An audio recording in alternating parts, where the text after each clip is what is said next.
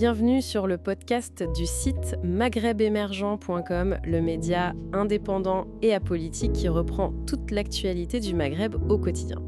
Aujourd'hui, on va s'intéresser aux investissements directs étrangers, les fameuses IDE en Afrique.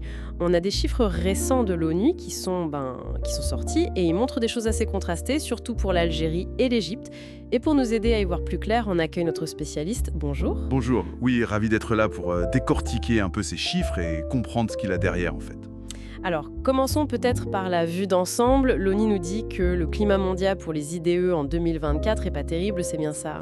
Oui, c'est tout à fait ça. Le rapport, il confirme une baisse globale de l'ordre de 11%. On tombe à 1530 milliards de dollars.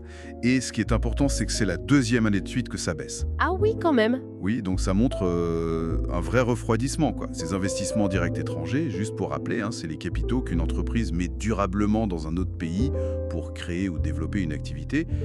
Ils souffrent clairement des incertitudes économiques globales et puis aussi des tensions géopolitiques qu'on connaît. Et pourtant, justement, dans ce contexte mondial un peu morose, l'Algérie, elle, semble tirer son épingle du jeu. On parle d'une hausse notable. Oui, les chiffres pour l'Algérie sont assez intéressants. Une augmentation de plus de 18% des IDE reçus en 2024, si on compare à 2023, ça fait 1,43 milliard de dollars. D'accord. L'année d'avant, c'était 1,21 milliard. Donc concrètement, ça fait 220 millions de plus qui sont arrivés dans l'économie. Et avec ça, l'Algérie se place 16e en Afrique. Donc une progression en valeur qui est là, c'est clair. Mais j'ai vu aussi que malgré ça, l'Algérie a perdu 2 places dans le classement africain. Qu'est-ce que ça veut dire, ça? Mais c'est un point très intéressant, oui. D'un côté, cette croissance en valeur, elle est encourageante. On peut y voir, disons, le résultat des efforts que le pays a fait récemment pour libéraliser un peu, faciliter les investissements étrangers. C'est positif comme signal.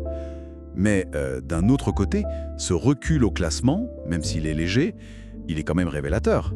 Ça suggère que, ok, l'Algérie progresse, mais visiblement, d'autres pays africains progressent peut-être encore plus vite. Ah ouais? Ou alors ils ont des politiques d'attractivité qui sont encore plus, disons, agressives.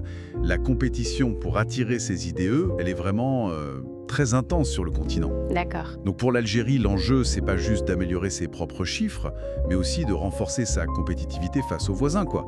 Pour garder cette dynamique, il faudra sans doute continuer les efforts et peut-être les cibler un peu mieux. Très bien. Et si on regarde maintenant l'Égypte, là, les chiffres sont assez incroyables. Le pays est vraiment le leader africain incontesté en 2024. Ah oui, là, on change d'échelle. On parle d'un montant record de 46,57 milliards de dollars d'IDE pour l'Égypte. C'est une somme énorme qui domine complètement le paysage africain cette année-là. Et si j'ai bien compris, cette somme colossale s'explique en très grande partie par un projet bien spécifique, Ras El Ekma. C'est exactement ça. Ce projet, c'est vraiment la clé pour comprendre cette performance qui sort de l'ordinaire. C'est un programme de développement gigantesque sur la péninsule de Ras El Ekma, sur la côte méditerranéenne. L'idée, c'est de créer de A à Z une destination touristique de luxe, mais aussi un grand centre financier international avec des infrastructures. D'accord, du très haut de gamme. Voilà, du très haut de gamme. Et c'est cet investissement massif qui se chiffre en dizaines de milliards qui fait exploser les compteurs égyptiens à ce niveau-là, quoi. Alors, si on prend un peu de hauteur, justement, l'Afrique, dans son ensemble, elle se situe comment par rapport à ce ralentissement mondial dont on parlait au début? C'est là que ça devient très intéressant, en fait. Parce que contrairement à la tendance mondiale qui y est à la baisse, l'Afrique, elle, globalement, a attiré nettement plus d'idées en 2024. Ah, donc une tendance inverse. Une tendance inverse, oui. L'Égypte mène la danse, c'est sûr, avec ses chiffres. Mais ce n'est pas un cas isolé. On a d'autres pays comme l'Éthiopie, la Côte d'Ivoire, le Mozambique, l'Ouganda aussi, qui ont enregistré de très bons résultats.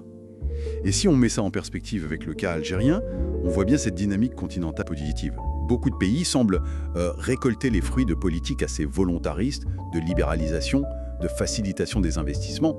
Et la comparaison Égypte-Algérie, elle est frappante.